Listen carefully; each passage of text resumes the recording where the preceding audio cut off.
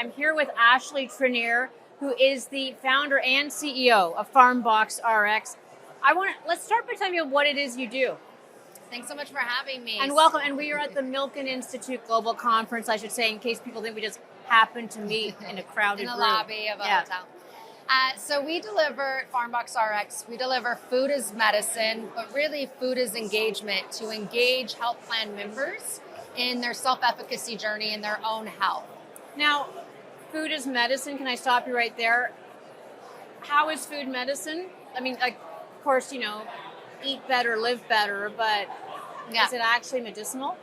Well, so if we back up a little bit, in 2020, the Center for Medicare and Medicaid allowed food and produce to be offered as a benefit under SSBCI. Mm-hmm. And so basically they're taking a look at the whole person care, what goes into this individual being unwell and sick and so if you have diabetes or something like that, type 2 diabetes, hypertension, cardiovascular disease. So you had this model. I imagine it's a model that does not work without some sort of inspired policymaker or some intersection with the public sector to actually make this economic. Is that correct? Yes. So we partner with the health plans who are, funded from the Center for Medicare and Medicaid from government dollars. Can you walk me through how you got to that place? Like, how did you get to the point where a health plan would say, well, yes, Ashley, I'd like to work with you in doing this?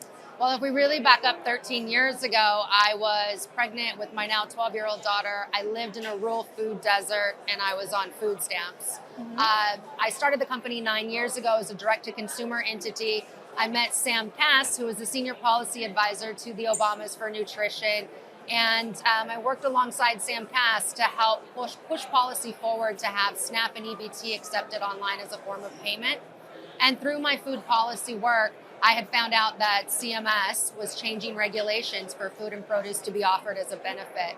And so we were the first to market in the food as medicine movement. We really created the space where the member of the health plan does not pay us for the box, rather the health plan pays us for the box of food. How do you incentivize people to eat well? I mean, and I'm not making that a class argument. Most of us grow up eating certain kinds of food.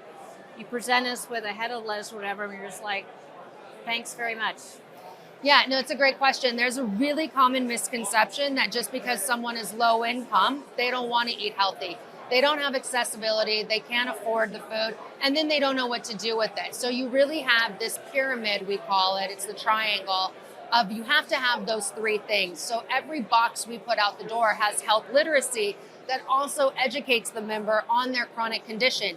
The reality is, the health plan will pay for an hour with the doctor, but most people spend not even 15 minutes in with the doctor.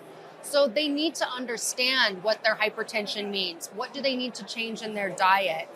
So we take members through an entire self-efficacy journey of being able to afford the food, have the food delivered to them, and then what to do with the food. So it's a combination of the health plans, Medicaid, SNAP benefits get involved in it as well, or is that a whole separate? No, that's a separate division of our company. So that's a separate division.